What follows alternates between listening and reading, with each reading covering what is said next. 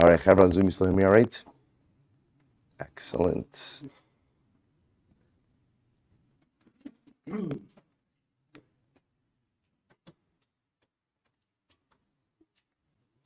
All right, I will say good morning. Let us begin. We have a beautiful, beautiful daf ahead of us today. A lot to do today as well. Baruch Hashem.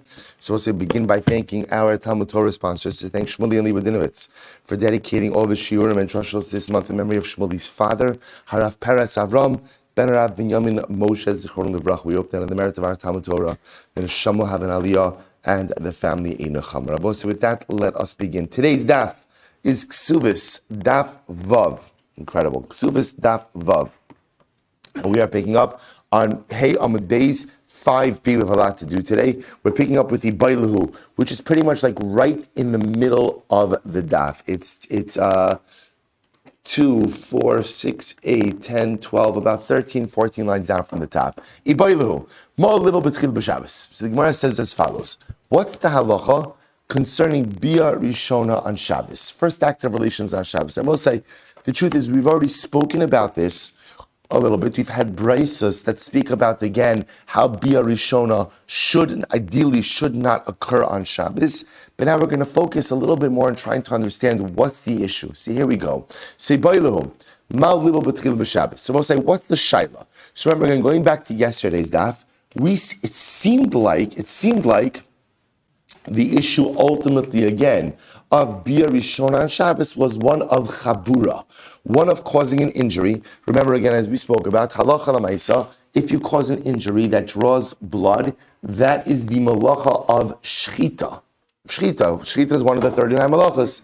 So it appeared, based on what we saw, that Halacha L'Maisa, if one goes and engages in the Bia Rishona on Shabbos, that is the malacha of Shchita. So the Gemara says, let's analyze. So ma'aliv b'tzil b'Shabbos. Dam, mifkat pocket, or chaburi michbar. So we'll say, we're going to get now into a very interesting chakira. So here's what we're assuming. Okay, we're assuming that with bia of a basula, there's basulim. There's a hymen that's intact. When there's bia rishona, there's going to be blood as a result of that first act of relations. So halacha l'maisa, the Gemara is asking over here, what's the nature of drawing that blood? Do we say dam mifkat pocket? Now, boss, if you look at Rashi, mifkat pocket, kimo pikadon kanos va'omi ve'eno nivla b'dof neharacham lios yitzias so'aydi chabura ela shepesach no b'fana posno. So we'll say, do we look at the blood of the basulim as being absorbed in the body? And therefore, again, when the basulim are broken and the woman bleeds, that you're extracting blood from the body, which is a problem of causing a chabur, a problem of causing a wound, and problem ultimately of shchita on Shabbos. Is that what it means? So we'll say, right, does it mean, I'm sorry, let me read again. It's opposite. Mifkat pocket or chabur, let me work backwards. Oh, chaburi michbar. Okay, let's talk about this.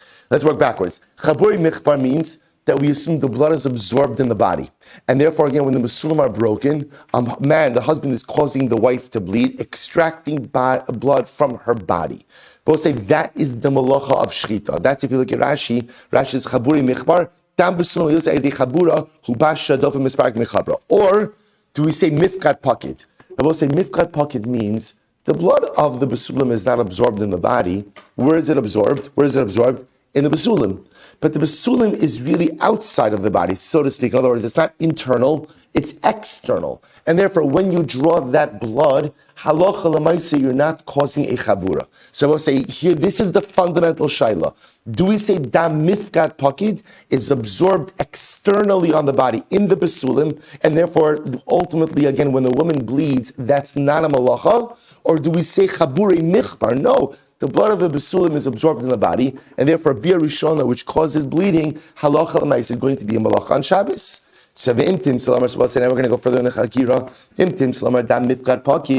And if you say that indeed the blood is, most of mifkat pocket means like collected externally. If you say that the blood is collected externally outside of the body, so do we say the dam hu tzarach v'shari? So we say, look, at the end of the day, what does the husband need from the bia rishona? It's interesting. What does he need from the bia rishona? He needs the dam. He needs the blood. Because what does the blood show? That she's a basula. O Dilma, or the other possibility is no, LePesach Utzarich. Then I both say, what's the goal of the Bia Rishona? The goal of the Bia Rishona is to create a Pesach, is to create an opening so that future Bia could occur. Then I both say, now 1 second, what's the problem with Pesach? The problem with Pesach, I will say, if we take a look at Rashi, this is fascinating.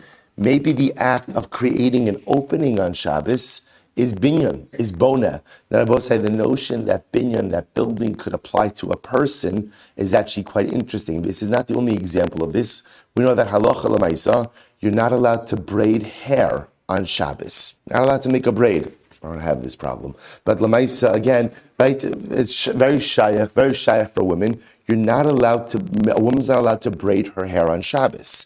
The act of making a braid is in and of itself an act of bona. It's an act of building. So you see that the concept of bona applies to a person as well. So I will say, so watch this. So there's multiple stages to this. So here's what I know. I know that Bia Rishona shouldn't occur on Shabbos. So why not? Why not? Or at least what we learned yesterday. Here the Gemara is asking as a question. In yesterday's daf, we saw it much more as a definitive statement. Ideally, Bia Rishona shouldn't occur on Shabbos. Here the Gemara is asking as a question. Can Bia Rishona occur on Shabbos? So part one to the answer is, well, what's the nature of dam besulim? What's the nature of besula blood? Is it mifkat pakid, absorbed and collected outside of the body, in which case it's not a problem to go ahead and break the besulim on Shabbos, or chaburi michbar, or maybe it's absorbed in the body, and it's absorbed in the body, then to extract it out of the body, ultimately again will be a malacha. That's issue number one.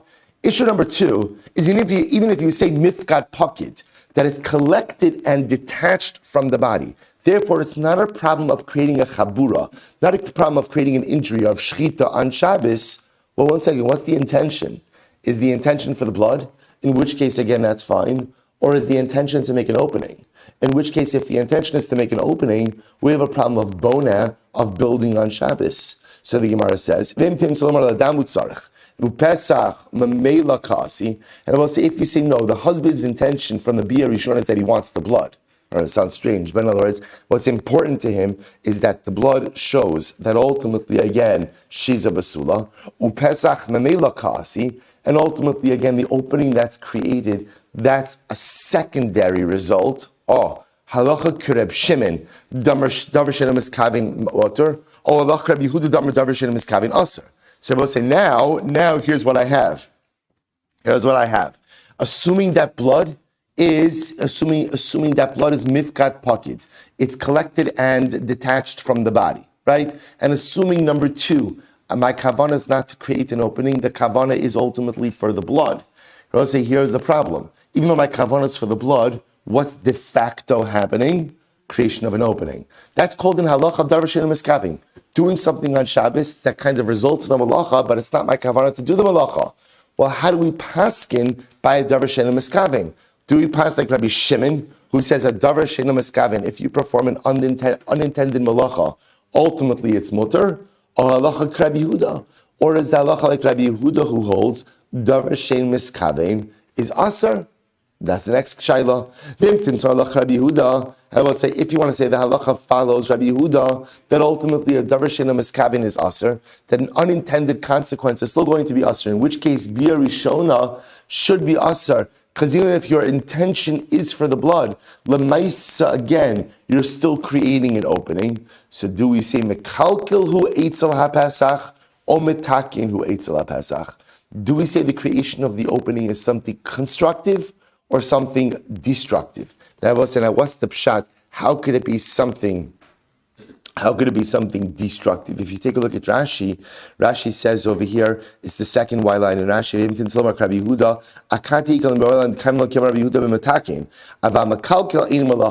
because we'll say even Rabbi Yehuda, who holds that you are chayiv, or that it's asr, davar shenem miskavin is asr, ultimately again will agree in a case of mekalkel, will agree in a case of where what you're doing is destructive, that it is mutter. So we'll say, here is the shayla.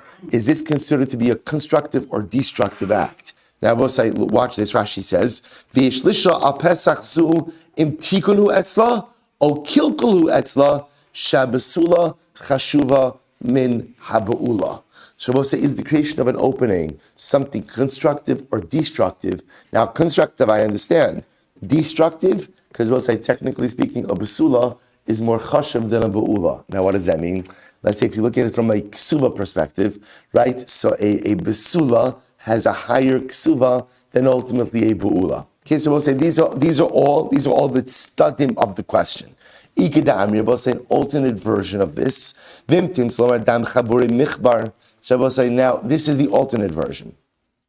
The alternate version is if you say that the blood is absorbed in the body, and therefore what? The bia rishona, the first act of bia, which ultimately ruptures the basulim, that creates a chabura. That creates a wound. That's an injury. And therefore, again, I will say now we have a problem of a malacha. If you say that's the case, ledam hu tzarech v'aser, do we say that he needs the dam, and therefore it's aser? I don't know, I will say, why is the man engaging in the act of bia? Why is he engaging in the act of bia?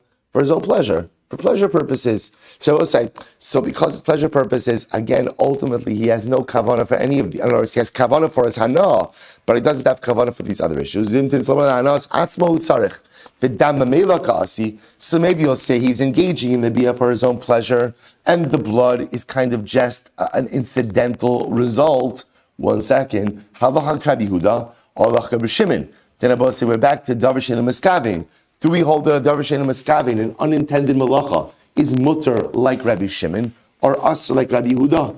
Vim tim salomar halacha Rabbi Yehuda. And if you hold halacha like Rabbi Yehuda, then a davar she'eino miskavin is aser mekalkel bechabura or matakin bechabura. Is the quote unquote injury? Is the injury something constructive because created an opening, or destructive? Ultimately, because she's no longer a basula. And if you said ultimately, we look at the chabura, the breaking of the basulim, as something destructive, so ultimately, again, the mekalkel, halacha Rabbi Yehuda, or halacha Rabbi Shimon. Rabbi say, ultimately, again, who does the halacha follow in the case of mekalkel? Does the halacha follow Rabbi Yehuda, or does the halacha follow Rabbi Shimon? Top of Vav. So Rabbi say, so now you've seen, so I just want to point out something very interesting. So here are all of the issues that are potentially involved with Bia Rishona on Shabbos. What are all the issues? So issue number one, which is really the core issue that drives everything else, is how do we look at Dam Besulim? Is Dam Besulim mifkad pocket?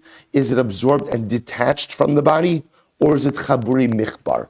Is that blood considered to be internal? That's really the issue where everything departs from. Because if it's chaburi michbar, if you're causing an injury, now we have a malacha on our hands. If on the other hand, it's mifkat pakid, absorbed and detached from the body, then lemaisa, again, I have much more to work with. So that's issue number one. Issue number two, Rabbi say, is what's the kavana? Is the kavana ultimately for hana, for his own pleasure? Is the kavana to make an opening? And I will say, then ultimately we get into davar she'eino miskavin. Davar she'eino miskavin, unintended consequences, unintended malacha consequences. Do you pass like Rabbi Shimon that it's mutter, Rabbi Yehuda that it's aser? And then I will say, then the third issue is, in general, how do we look at the rupturing of the besulim? Is this mekalkel? Is it considered to be a destructive act or a constructive act? So I will say, those are all the issues that are swirling around in this halacha. So we'll say, so how do we paskin? It's very interesting. So the Gemara says, Itmar, Bebei Rav Amri, Rav Shari Ushmo Lasar. We'll say, in the Shiva of Rav, they said that Rav said that it's mutter, Rav said that it's mutter, and Shmuel said that it's aser. Benarda, in Narda, I will say, which was the city of Shmuel. Shmuel was the Marda Asra of Narda. Amri Rav Aser Ushmuel Shari. Rav said it's Aser and Shmuel said it's mutter. And the Gemara says there's a very easy way to remember who says what. Elu makilin liatzman, ve'elu makilin liatzman. This is great to say. Very easy way to remember it is, in the yeshiva of Rav, everybody wants their Rebbe to be the Mekel. We'll say, isn't this the story of the Jewish people, right? Everyone wants their Rebbe to be the Megal. So in Rav's yeshiva, they said, oh, Rav was the one who said that Bia Rishona is mutter on Shabbos, and Shmuel said it's us. Shmuel is the Machmir. In Arda, the city of Shmuel, they said Shmuel was the one who said that Bia Rishona is mutter, and Rav says that it's aser. Good. So I will say, so just when you go through it, just so ultimately again, kind of the way you would be matter this is saying what? Dam is mifkad pakid. It's absorbed and detached. Right? That's number one. The creation of an opening. Bipasnik Rabbi Shimon, davar sheno miskavein is mutter. That's pretty much the pathway to saying that Bia Rishona is mutter. Now, there are other ways you could structure it, but that's these ways. So Gemara says, one second. The Rav Shari, is it pas on Abos? And I remember, in order to say that Bia Rishona is mutter, you pretty much have to, it sounds like right now, you have to hold, like Rabbi Shimon, that davar sheino miskavein is mutter. Right? That's what's going to happen over here. Because even though you're creating an opening, that's not your kavana. So I was saying that's what the Gemara is going to challenge over here. The Rav Shari, look at Rashi, almost right across Rashi, Rav Shari, bitmiya, almo davar sheino miskavein mutter svirale. Does Rav really hold that a davar sheino miskavein is mutter? Does he hold that it was when you perform an act, and the act has an unintended malacha consequence, that is mutter? Is that really how he paskins? Watch this. Hi, Mesuchria Dinizaisa Asr La Duka Biyama Tava. We'll say, listen to this. Here's the situation. This Mesuchria Dinizaisa, what does that look at Rashi? Mesuchria Dinizaisa, Stimas Nekev Gigish, Shemotzina Shecher Derech HaNekev, V'sosmin also Bevloi Begadim. Listen to this, we'll say, imagine you have a barrel of beer. You have a barrel of beer. The barrel of beer has an opener, has an opening from which you get the beer. What do you need for the opening? A stopper. So we'll say, what did they used to use for a stopper? They would use like a wad of cloth, right? And you would shove that cloth into the opening, and that ultimately, again, is what you use to close up the barrel. Rav says, you cannot put in that stopper on Shabbos. You can't put it in on Shabbos, or I should say, or in Yom Tiv. Right here it's Yom Tiv. You can't put it on Yom Tiv. Why can't you say? Why? Because say it's an issue of schita. Because every single time you put that stopper into the opening, what by definition is happening? You're squeezing out liquid. Schita's aser. Rashi says over here, aser la duka mishum schita. Now say, is my intention to squeeze out from the cloth? No, it's not my intention. What's my intention? To close the barrel. So we'll say, here's a davar sheino miskavein, and yet Rav is saying that what? That it's aser. If that's the case, how can you say that Rav would be matir Bia Rishona on Shabbos? Because I will say one thing is clear, which is Bia Rishona is going to act and is going to create an opening. Right? So the Mai says, a davar sheino miskavein, so how could Rav say that it's mutter? To which Gemara says, no. The barrel case is different. I'll tell you why. Reb Shimon Moda. We're saying the barrel case, even Reb Shimon would agree that halacha l'maisa, you are not allowed to put the stopper back in the barrel. Why? Listen to this. I will say, here we go. Oh, I will say, remember again, in the world of unintended consequences, there are two levels. There's a davar sheino miskavein and there's a psik reisha. But remember again from our Shabbos days, what's psik reisha? Remember again, the most popular child toy, right? Children's toys in times of the Gemara, chicken heads, right? So I want to give my kid a chicken head. What parent doesn't want to give their kid a chicken head? Right? So let's say, so the mice again, I want to give my kid the thing. There's only one problem. In order to get the chicken head, what do you need to do? You need to kill the chicken. That's not my intention. So I will say, psik reisha represents an act that has an inevitable outcome or consequence. See, here's the distinction. A davar sheino miskavein represents an action which may or may not cause a malacha result, versus a psik reisha, which will definitely cause a malacha. So the Gemara says like this: Rabbi Shimon holds that a davar sheino miskavein is mutter, but Rabbi Shimon holds that in a case, ultimately again, in a case of psik reisha, where what you're going to do is definitely going to result in a malacha, he holds that halacha l'maisa is going to be usher. That's why in the barrel case, he holds you can't use the stopper. Because I would say the whole chap of the stopper is you have to push it in. So the whole chap of that is definitely going to result in schita. Even Rabbi Shimon would agree there that it's usher. Okay, so 1 second, so let's analyze this. V'hamar Rav Chiya bar Rav Ashi, Amrav, halacha Rabbi Yehuda. We have to both say, Rav Chiya bar Ashi said the name of Rav, that the halacha follows Rabbi Yehuda. Namely, that a davar she'ino miskavein is usher. If that's the case, then how did we say that Rav would allow Bia Rishona on Shabbos? For Rav Chanan bar Ami Amar Shmuel halacha Rabbi Shimon. So we'll say, here's the problem.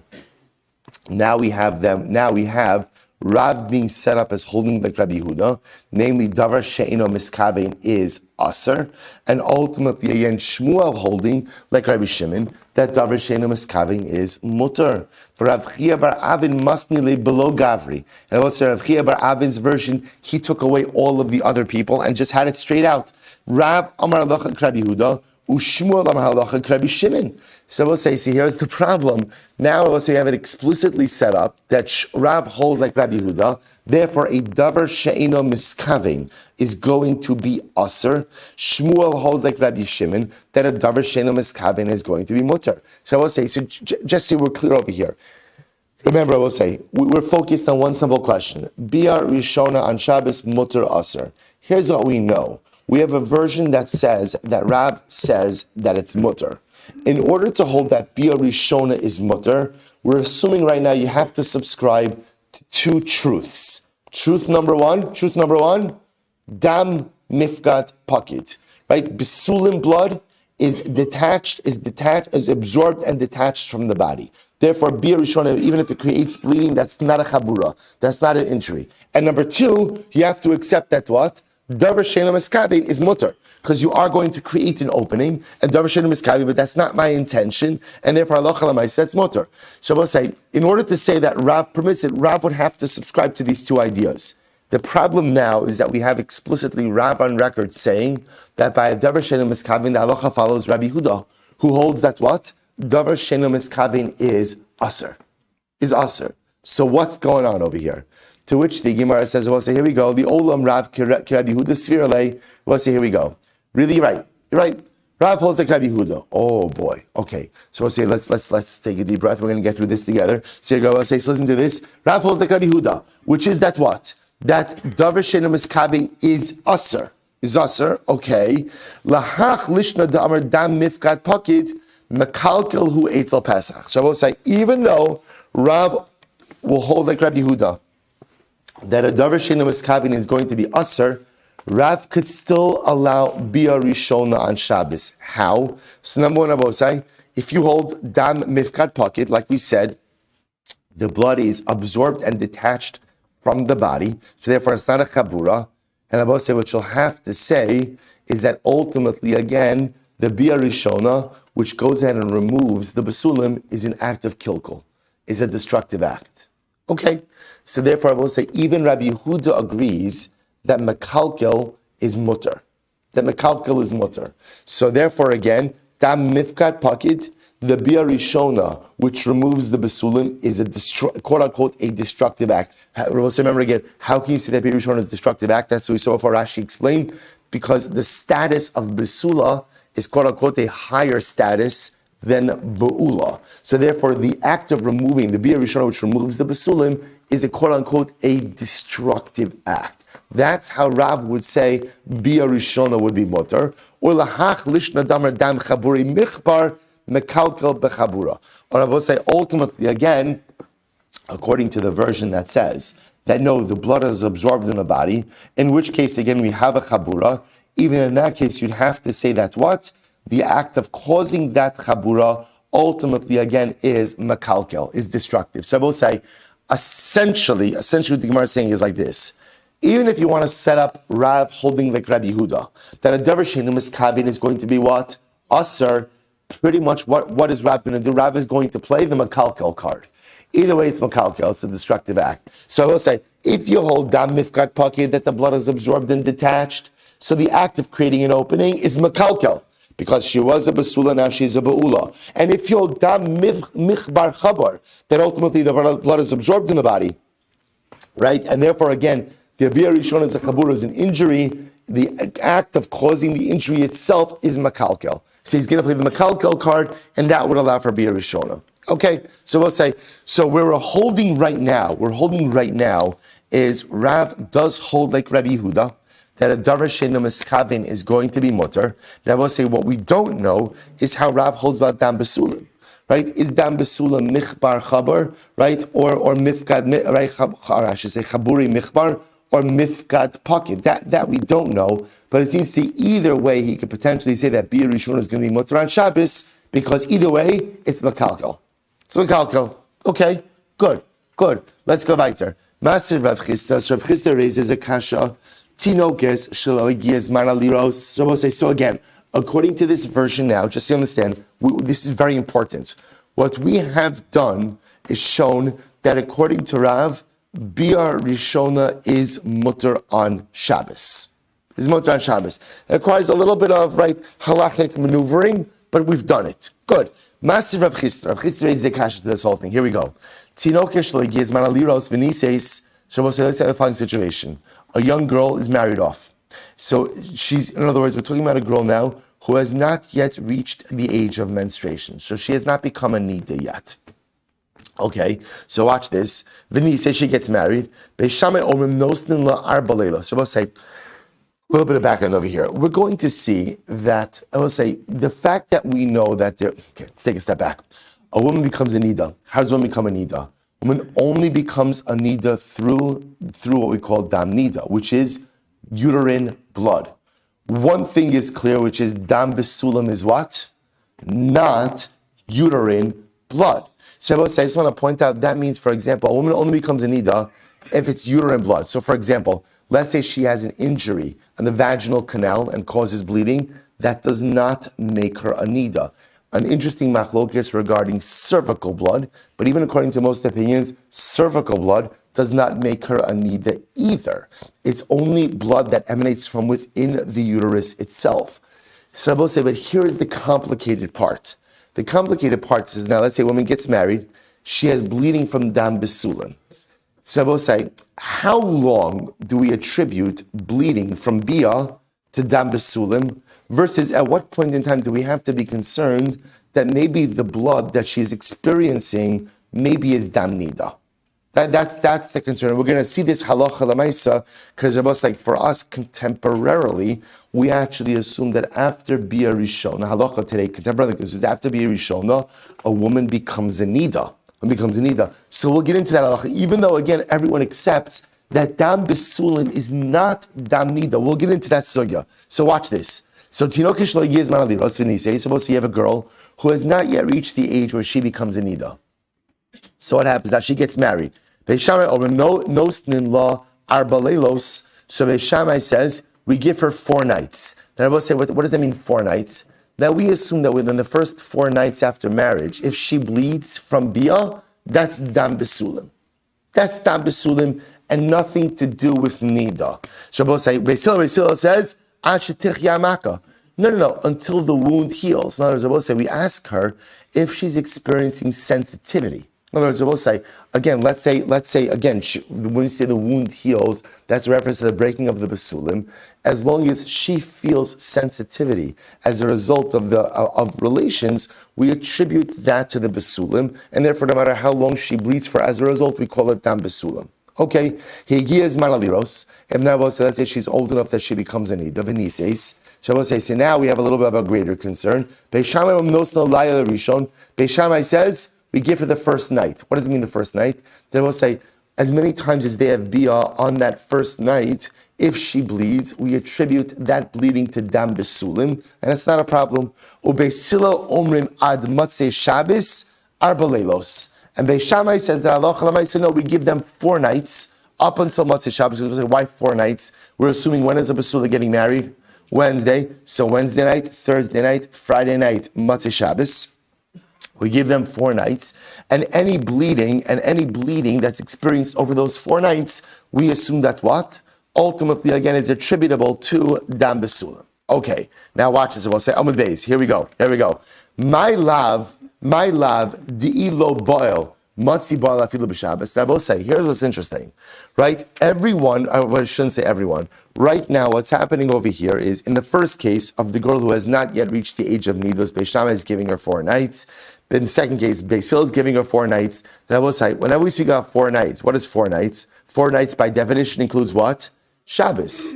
And it sounds like over here that they're permitted to consummate their marriage even on Shabbos. In other words, that even if they weren't together Wednesday night or Thursday night, that halacha l'maisa, the possibility to consummate the marriage on Friday night, Shabbos night, exists. So I will say, you see from here an explicit halacha, seems to be from here this brisa, that Bia Rishona is permitted on Shabbos night. To which the Gemara says, "My love d'ilo boil." First line Vav Amud Beis. "My love d'ilo boil." Matzi ba'al afilu b'Shabbos. Aren't we seeing that halacha l'maisa, even if for some reason they have not consummated their marriage until now, that Bia Rishon will be permitted even on Shabbos? So the Gemara says, no. Amarava lo lebar mishabbos. Now I will say, actually, as much as we are, excuse me. Sorry. So Rabbi says, no, lebar mishabbos. No. What it means is that halacha l'maisa, they have 4 nights after marriage, right? 4 nights, excluding Shabbos night. So in other words, what do they have? They have Wednesday night, Thursday night, and Motzei Shabbos. To which the Gemara says, 1 second. Va'ar le Abaye, v'ha ad Motzei Shabbos arba leilos katani. That's not what the Brisa says. The Brisa says we give them 4 nights. So we'll say what the Brisa essentially. Let's go with the second case because it's a little bit easier. You have a girl, a woman who has reached the age where she becomes a nida. She gets married. Now what happens? What are we saying? Halacha l'maisa. They have bia. She bleeds as a result of that bia. Beis Hillel says for the first 4 nights after they get married, we attribute bleeding to dam besulim and not to dam nida. Okay, so I will say, what that also tells me is, any of those first 4 nights, they can consummate their marriage, which sounds like even on Shabbos night, ultimately, again, they have the ability to consummate their marriage. So Bia Rishon is permitted on Shabbos, to which the Gemara says, Amarava kisha ba'al. No, what's the case? The case, I will say, ultimately, again, is where halacha l'maisa, they already had Bia. So we'll say, okay, this is interesting. They already had bia, meaning what? We'll say that halacha l'maisa, what it's saying is, if they already had bia on Wednesday night or Thursday night, they could also have bia Shabbos night. So I don't understand.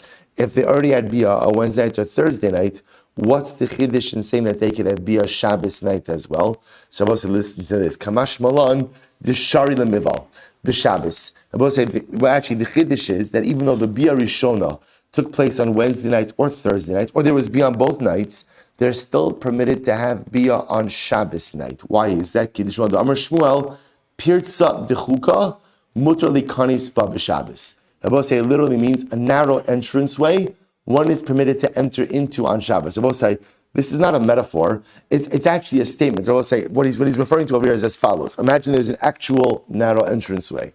When you enter it, by definition, what's going to end up happening? You're going to end up moving some dirt, right? Moving some dirt, and thereby extending the entranceway. Sa'ai, isn't that bona? Isn't that not the building you're extending? To which Rava says no. Sorry, Shmuel says no. Pirza dechuka, ultimately, again, you'd be permitted to go ahead and enter in. So I will say, look at Rashi, shemasher tzroros, even though you're moving pebbles. So obviously, the metaphor is that I will say it could very well be that when a couple initially has bia, sometimes it happens that the besulim are not fully ruptured during the first act of relations. So it's possible that it could happen that for the first couple of times, each time the besulim is still there, and the besulim is being ruptured a bit more with each subsequent act of bia. So you might have thought that halacha l'maisa, therefore bia should not be permitted on Shabbos, even if it's not the first bia, even if it's the second bia or the third bia, because you may be by definition, we'll call it widening the opening, rupturing more of the bia. Kamash malon, that it's mutter. The afapi shemashir tzroros, even though again, ultimately, literally in the actual case, you're moving dirt or you're moving pebbles. In the marital case, you're rupturing the besulim a bit more.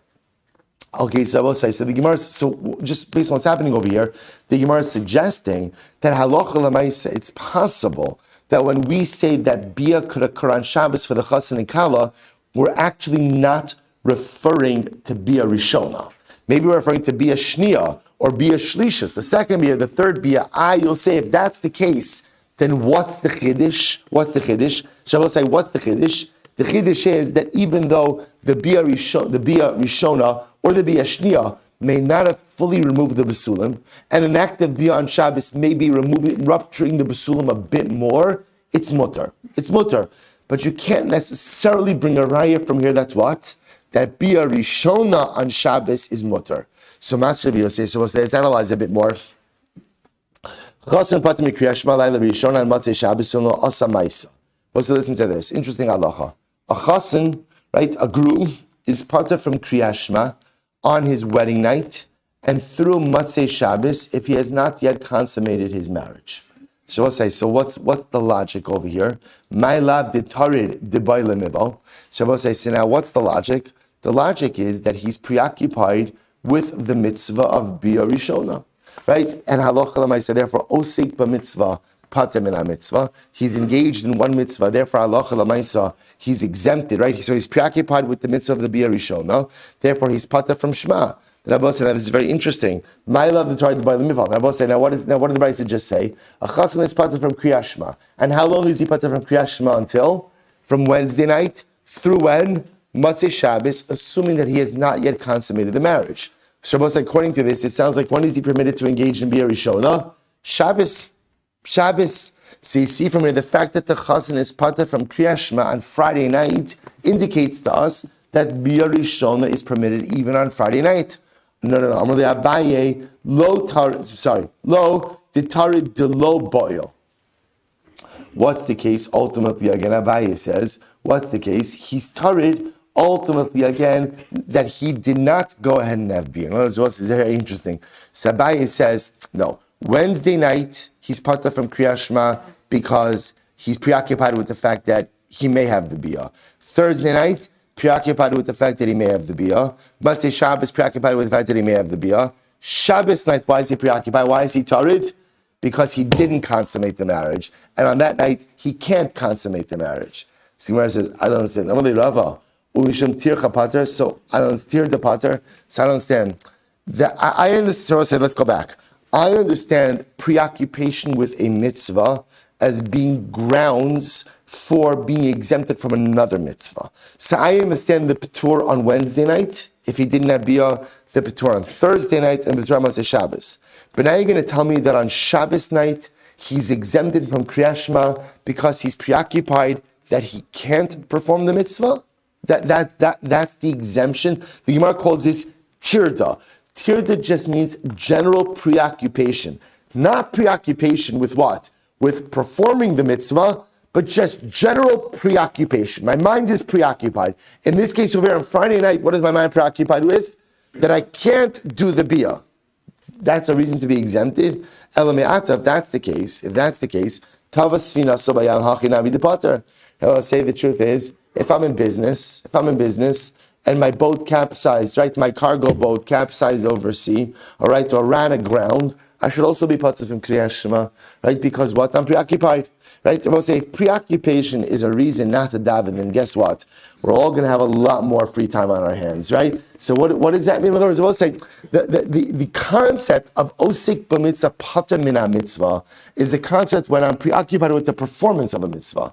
But just general preoccupation as being grounds for mitzvah exemption, that doesn't make any sense. Maybe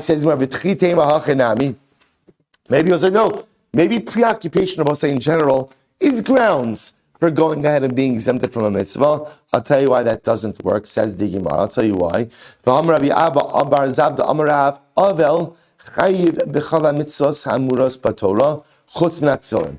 saying, Avel is chayv in all mitzvahs. Rabbi say, if you think about it, right, ein preoccupation gedolah mizo, right? There's no one who's more preoccupied with an Avel. No one who's more preoccupied than an Avel. What is an Avel preoccupied with? What is he preoccupied with? His loss, right? His avelos. Yet, Rabbi said the only thing an Avel is exempt from is what? Tefillin on the first day.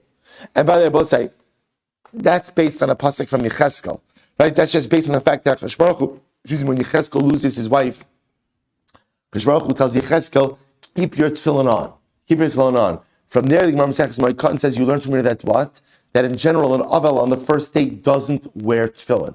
But an Avel is chayiv in all other mitzvahs. I don't mean an onen. Onen is something different. But an Avel is chayiv in all mitzvahs. So we'll say, what do you see from an Avel being chayiv in mitzvahs? That even if you're an Avel, say, is there a mitzvah for an Avel to be preoccupied with his loss? Is there a mitzvah? No. There's no mitzvah. But there is a de facto reality that an Avel is going to be preoccupied with his loss. So what do you see from here? Well, even though someone is preoccupied, preoccupation is not the patur for mitzvahs. If that's the case, if you're telling me that a chassan can't perform Bia Rishona on Shabbos night, and what? The reason he's going to be patur from Kriyat Shema is because he's preoccupied with something he can't do. That doesn't make any sense. Ela Amar Rava says Tanaihi. So I'll say, here we go. Rava says, in reality, this whole thing is a machlokes tonight. We'll say the ability to perform Bia Rishona on Shabbos is a machlokes tanoim. Here we go. Chada imlo asamai seberishin pater af b'sheni pater af b'shlishi. So I'll say I have one brisa that says that if a chassan didn't consummate the marriage on Wednesday night, so ultimately again he's going to be pater from Shema even on Thursday night if he didn't get consummate. And if he didn't consummate on Thursday night, he's going to be pater on what? On Friday night. And I will say, what does that brisa show you? That Bia Rishona is mutter on Shabbos. Right? Because the patur, ultimately again for Kriyat Shema is because he has the ability to be osik in the mitzvah of Bia Rishona even on Shabbos night. V'tanya idach, another brisa says, Rishon v'sheni pater. Let's say if he didn't consummate the marriage on Wednesday night, he's pater from Shema. If he didn't yet consummate on Thursday night, he's going to be pater from Shema. Shlishi chayiv. Oh, both say about Shlishi Shabbos night, he's going to be chayiv in Shema. Both say, what do you see from this brisa? That ultimately Bia Rishona is asur on Shabbos, and therefore again there's no patur for Kriyat Shema for the chassan. So I will say, now what we've just done, I will say, is Rava's come along and said, the truth is this discussion is a machlokes tanoim. Incredible. So I will say, now watch this. Abaye will say, no. Chasam nami betir dapligi v'hani tanoi ki hani tanoi. I will say, in reality, this machlokes is actually a machlokes about tirda as well, about preoccupation. Look at Rashi. Rashi says, Amar lecha Abaye, Amar lecha, hanach tonai nami betir dapligi, v'hai de pater le mikriyat shema la mishum deshari lemival, ela kasavra hamitztair tsar shal mitzvah, pater mikriyat shema. So I will say, Abaye says, actually, not necessarily. It could be that both brises agree that Bia Rishona is going to be Asr on Shabbos. How do you understand then the machlokes regarding whether or not there's a patur on Shabbos? I will say that just might be a patur. That might just be a machlokes. Ultimately, again in tirda. In other I will say what level of preoccupation is ultimately again grounds to allow for exemption of a mitzvah. That's really what this machlokes is over here. Right back to Rashi. The brisa that patters you from Kriyat Shema on Shabbos is not because Bia Rishona is mutter on Shabbos. Rather, what ela kasavar hamitztair tsar shal mitzvah pater b'Kriyat Shema. So I will say this is incredible. According to Abaye, it could very well be that according to both brises, Bia Rishona on Shabbos is still going to be asr. So if Bia Rishona is asr, then why would you be exempt from Kriyat Shema on Shabbos night? Because I will say, according to one opinion, that's still called tirda de mitzvah. Right? Even though you can't do the Bia Rishona, thinking about the Bia Rishona, knowing you have to do the Bia Rishona, ultimately, again, it's still called preoccupation with a mitzvah, and therefore a patur. That's the machlokes. V'hani tanoi ki hani tanoi. I will say, and these tanoi will be like this. How so? This time, here we go. If a person marries a basula, Bia Rishona should not occur on Shabbos. The Chachamim matirin. Wow, here we go. The Chachamim say it's mutter. Then I will say man Chachamim. Who are the Chachamim? So Amar Rava Rabbi Shimon here. Rabbi say the Chumar Rabbi Shimon the Amar davar shein miskavin mutter. So Rabbi say it's Rabbi Shimon who holds that a davar shein miskavin is mutter. So Rabbi say here it is. It's a machlokes. It's a machlokes. And Rabbi say, by the way, if according to Rabbi Shimon, it's not just enough to say that davar shein miskavin is mutter. It would also be helpful to say what? Dam mifkat pakid, that the blood ultimately again is collected and absorbed outside of the body. So if you take that piece, couple that with what? With what? That davar she'eino miskavin is mutter, then bia rishona should be permitted on Shabbos. So I will say one more piece. Amar le Abaye, but 1 second. V'hamodi Rabbi Shimon b'psik reisha v'lo yamos. I will say here's the problem. Here's the problem. Bia rishona is not just simply a davar she'eino miskavin. Isn't bia rishona by definition a psik reisha? In other words, I will say, it's like the bottle stopper case. You're going to definitely cause bleeding. And even Rabbi Shimon holds that whereas a davar she'eino miskavin may be mutter, but Lamaisa, even Rabbi Shimon agrees that a psik reisha is going to be what? Is going to be aser. So what's going on? Rabbi say this is fascinating. Amar le. So he responded to him. So the Gemara, I'm sorry. So he responded to him. Listen to this. Amar le. Lo kahalalu bavliim, right? So us Jews in Eretz Yisrael are not like the Jews in Bavel. She'ein b'kiyin b'hatiyah. The Jews in Bavel are not skilled at hatiyah. They will say hatiyah literally means angling one's self. El yesh b'kiyin b'hatiyah. So essentially this is fascinating. The Gemara says that causing bleeding by the bia rishona is not a psik reisha. Not a psik reisha. Why? Because there's the concept ultimately again of hatiyah. Rashi says, shematin litzadin. Ultimately again a person angles themselves to the side, ve'ein motzidam, and doesn't cause bleeding. I will say, what does this mean? So I will say, I think that there's actually a very simple medical pshat with this. See, the hymen, the basulim, are allowed sometimes. Again, there's no like one din in the basulim. Every person is different, but sometimes there is a level of elasticity with the basulim, which means that technically speaking, you could have bia rishona and the basulim could still be intact. It's absolutely unequivocally possible. So I will say that's what it sounds like the Gemara is describing over here. That apparently, again, there are people who are more skilled in being careful with the bia rishona, that halacha l'maaseh, utilizing the elasticity of the basulim. Come on, so we have to be mature in these things over here. Come on, keep it together. Right? So I'll say, so again, maintaining elasticity in the basulim, ultimately, again, so as not to cause bleeding. So I will say an incredible Gemara. We'll say all the Gemara needs to show is what? All the Gemara needs, we'll say the only thing Gemara needs to demonstrate is what? That it's not a psik reisha. And all you need to do in order to show that it's not a psik reisha is to show that bia rishona is possible without creating dam. That's all. Says the Gemara. I'm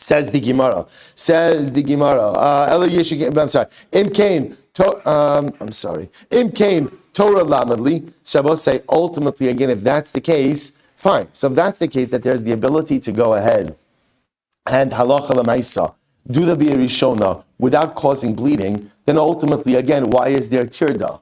Then why is there any preoccupation and therefore a patrol from Shema? To which the Gemara says, l'she'eno baki. Because Shabbos say not everybody is skilled in hatiyah. So I don't understand, says Gemara. Yomru baki motor she'eno baki aser. So let's get this. Let me get this right, Rabbi say. Right? Somebody comes and asks the shaila, is bia rishona, right? Is bia rishona permitted on Shabbos? So what do they say? Well, are you skilled in the hatiyah method? Right? Is that what we're literally asking over here? Like, how skilled are you in hatiyah?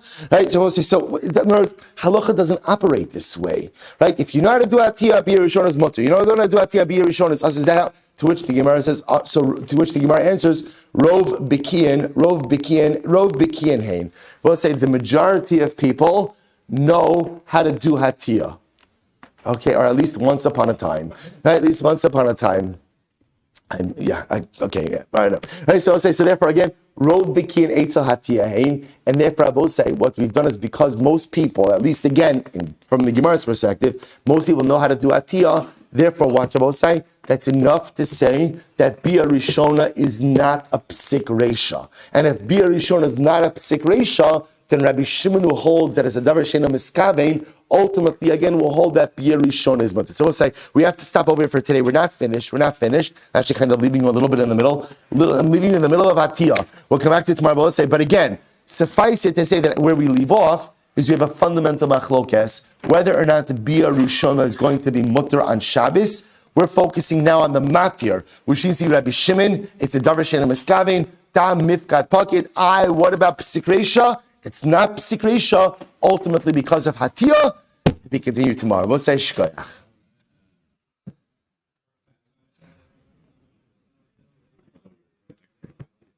Yeah, it was definitely.